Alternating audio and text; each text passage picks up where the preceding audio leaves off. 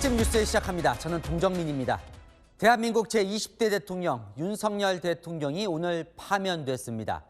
대통령을 파면해서 얻는 헌법 수호의 이익이 파면에 따르는 국가적 손실을 압도할 정도로 크다는 이유였습니다. 4대4 기각, 5대3 교착설 등이 나돌기도 했지만 뚜껑을 열자 파면 결정은 헌법재판관 8대0 만장일치였습니다. 헌재의 일치된 의견 덕분인지 우리 사회는 우려했던 소요 사태 없이 빠르게 정상으로 돌아가는 분위기입니다. 윤 대통령이 윤 전 대통령이 되는 오늘 오전 11시 22분 그 시각 소식부터 김지윤 기자가 전합니다. 탄핵 심판 선고문을 읽던 문형배 헌법재판소장 권한대행이 고개를 들어 정확한 시간을 확인합니다. 지금 시각은 오전 11시 22분입니다. 주문, 피청구인 대통령 윤석열을 파면한다. 헌법재판소가 윤석열 전 대통령의 파면을 결정했습니다. 8대0, 재판관 8명의 만장일치로 탄핵을 인용한 겁니다. 재판관 전원의 일치된 의견으로 주문을 선고합니다. 헌재의 결정으로 대한민국 제20대 윤석열 대통령은 취임 1060일만, 비상계엄 선포 122일 만에 대통령직에서 물러나게 됐습니다. 헌재는 국회 측이 주장한 5개 탄핵 사유 모두 윤 전 대통령의 헌법이나 법률 위반을 인정했습니다. 반면 윤 전 대통령 측 주장은 받아주지 않았습니다.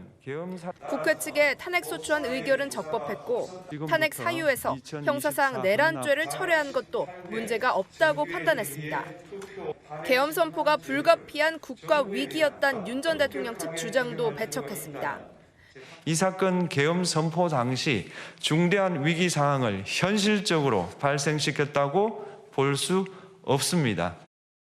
오늘 윤 전 대통령 파면으로 한덕수 대통령 권한대행 체제에서 60일 안에 새 대통령을 뽑게 됐습니다.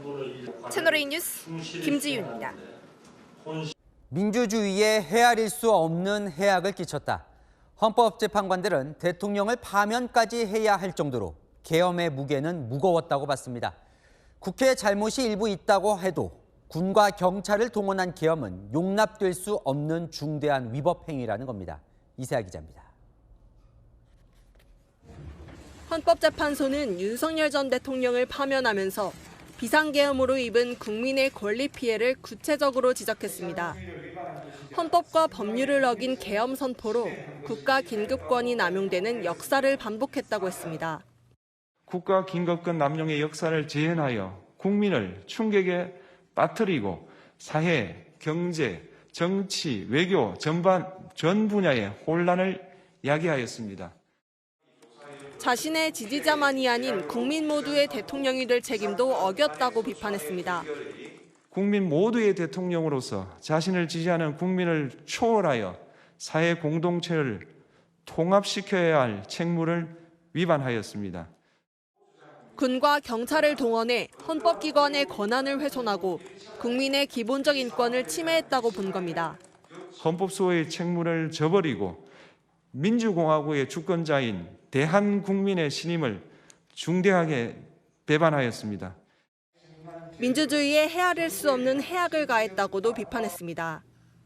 대통령을 파면해 얻는 이익과 그로 인한 국가적 손실도 고려한 결정이라고 밝혔습니다.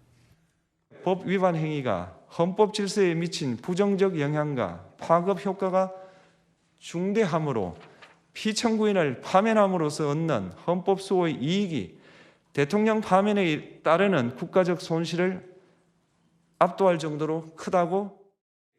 법치와 민주국가의 기본 원칙을 어긴 정치 지도자에게 관용은 없다는 의지를 분명히 밝힌 겁니다. 채널A 뉴스 이세아입니다. 윤석열 전 대통령 탄핵 결정 과정에 여러 쟁점들이 있었죠. 그건 어떻게 정리가 됐을까요? 윤 전 대통령은 비상계엄은 거대 야당 전행에 대한 경고용이었다 이렇게 말했었는데요. 결국 이 장면에 무너졌습니다. 정치적, 제도적, 사법적 수단으로 해결할 문제지 병력을 동원해 해결할 문제는 아니라고 판단했습니다. 유준 기자입니다. 윤석열 전 대통령은 거대 야당의 국정 마비 때문에 계엄을 선포할 수밖에 없었다고 주장해왔습니다.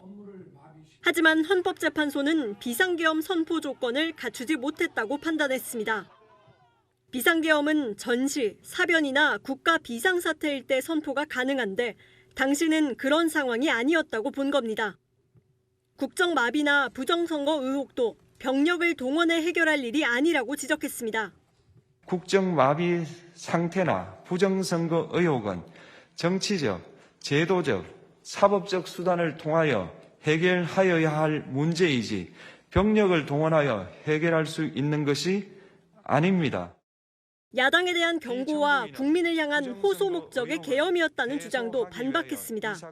군경을 동원하여 국회의 권한 행사를 방해하는 등의 헌법 및 법률 위반 행위로 나아갔으므로 경고성 또는 호소형 계엄이라는 피청구인의 주장을 받아들일 수 없습니다. 비상계엄 국무회의 심의 과정에도 하자가 있다고 봤습니다.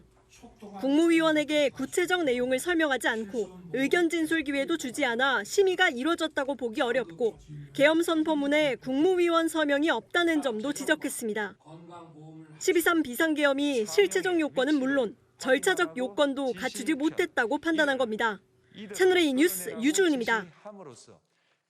계엄 당시 국회에 계엄군을 투입한 건 질서 유지용이었다는 윤 전 대통령 주장도 받아들여지지 않았습니다. 문부수고 끄집어내라, 정치인 체포하라는 지시는 내린 걸로 봤습니다. 군인들이 시민과 대치하도록 한 건 군의 정치적 중립성 침해, 또 국군 통수 의무 위반이라고도 했습니다. 김설희 기자입니다. 비상계엄 당일 국회에 투입된 특전사 소속 계엄 군인들. 헌법재판소는 계엄군 투입에 정치적 목적이 있었다고 봤습니다.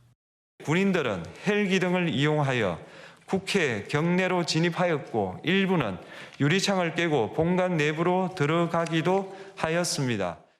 계엄군의 본회의장 진입 시도는 윤석열 전 대통령의 지시를 이행한 거라고 판단했습니다. 피청구인은 육군 특수전 사령관 등에게 의결 정족수가 채워지지 않은 것 같으니 문을 부수고 들어가서 안에 있는 인원들을 끄집어내라는 등의 지시를 하였습니다. 군경 투입은 질서 유지용이라는 주장은 받아주지 않았습니다. 윤 전 대통령이 홍장원 당시 국정원 1차장에게 전화한 것도 정치인 체포를 위한 조치로 봤습니다. 피청구인은 국가정보원 1차장에게 전화하여 국군 방첩사령부를 지원하라고 하였고 국군 방첩사령관은 국가정보원 1차장에게 위 사람들에 대한 위치 확인을 요청하였습니다. 윤 전 대통령의 군경 투입 등으로 국회의 계엄 해제 요구권, 국회의원의 심의 표결권, 불체포 특권, 정당 활동 자유를 침해했다는 게 헌재의 판단입니다. 군인과 시민을 대치하게 만든 책임도 물었습니다. 군인들이 일반 시민들과 대치하도록 만들었습니다. 이에 피청구인은 국군의 정치적 중립성을 침해하고 헌법에 따른 국군 통수 의무를 위반하였습니다. 윤 전 대통령이 국군 통수권을 헌법에 맞지 않게 썼다고 인정한 겁니다. 채널A 뉴스 김설희입니다. 윤 전 대통령은 역사상 가장 빨리 종결된 계엄이라는 점을 강조했는데요. 헌재는 이 신속한 계엄 해제가 가능했던 건 대통령 덕분이 아니라 시민들의 저항과 군경의 소극적인 임무 수행 덕분이었다며 결코 윤 전 대통령의 책임이 가벼워질 수 없다고 봤습니다. 송정현 기자입니다. 윤석열 전 대통령은 비상계엄 사태를 역사상 가장 빨리 종결된 계엄이라고 주장했습니다. 12.3 계엄은 발령부터 해제까지 역사상 가장 빨리 종결된 계엄입니다. 예하 수사본부 조직도 전혀 만들어지지 못한 채 그냥 계엄이 종료됐습니다. 최후 진술에선 겨우 몇 시간 평화적으로 진행된 계엄이라고 주장하기도 했습니다. 하지만 헌재는 윤 전 대통령의 이런 주장을 인정하지 않았습니다. 계엄이 신속하게 해제될 수 있었던 건 시민과 군인, 경찰의 노력 덕분이라고 지적했습니다. 국회가 신속하게 비상계엄 해제 요구를 결의할 수 있었던 것은 시민들의 저항과 군경의 소극적인 임무 수행 덕분이었으므로 이는 피청구인의 법 위반에 대한 중대성 판단에 영향을 미치지 않습니다. 결과적으로 윤 전 대통령이 국회의 계엄 해제 요구를 받아들여 계엄을 해제하긴 했지만 법 위반이 중대하지 않다고 볼 수 없다고 판단한 겁니다. 비상계엄 해제는 국회 요구에 따른 해제 의무를 위반하지 않은데 불과하다는 게 헌재의 판단입니다. 또 계엄이 단시간에 해제됐다고 해도 국민 기본권의 광범위한 침해 등 탄핵 사유가 이미 발생해 탄핵 심판의 대상이 된다는 점을 명확히 했습니다. 채널A 뉴스 송정현입니다. 윤 전 대통령은 선관위에 병력을 투입한 이유로 부정선거 의혹을 확인하기 위해서라고 했죠. 헌법재판소는 선관위 독립성 침해로 봤습니다. 김명수 전 대법원장과 권순일 전 대법관을 체포 대상으로 한 건 사법부 독립 침해라고 했습니다. 이기상 기자입니다. 헌재가 윤석열 전 대통령이 지시한 위치 확인 대상자 가운데 김명수 전 대법원장과 권순일 전 대법관이 포함된 사실을 인정했습니다. 위치 확인은 체포 목적에서 이뤄졌다며 사법권의 독립을 침해했다고 판단했습니다.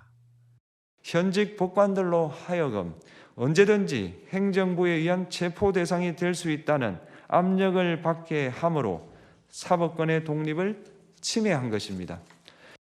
정치인과 법관 체포 시도 의혹은 홍장원 전 국정원 1차장의 폭로로 불거졌습니다. 인후원이 어떻게 구성되어 있는가? 이재명, 우원식, 한동훈, 김민석, 김어준, 조국, 박찬대, 정청래, 김명수, 권순일, 김민웅 위치 추적이라고 하는 게 맞습니다.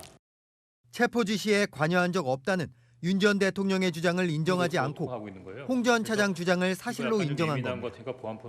전산 시스템을 점검하겠다며 선거관리위원회에 계엄군을 투입해 직원의 휴대전화를 압수하고 전산 시스템을 촬영한 것도 중대한 헌법 위반으로 봤습니다. 선관위에 대하여 영장 없이 압수수색을 하도록 하여 영장주의를 위반한 것이자 선관위의 독립성을 침해한 것입니다. 윤 전 대통령은 부정선거 의혹 해소를 위한 선거 시스템 점검 필요성을 주장했지만 헌재는 CCTV 영상 공개나 수검표 도입 등 선관위가 대책을 마련했다는 점을 들어 타당성을 인정하지 않았습니다. 채널A 뉴스 이기상입니다.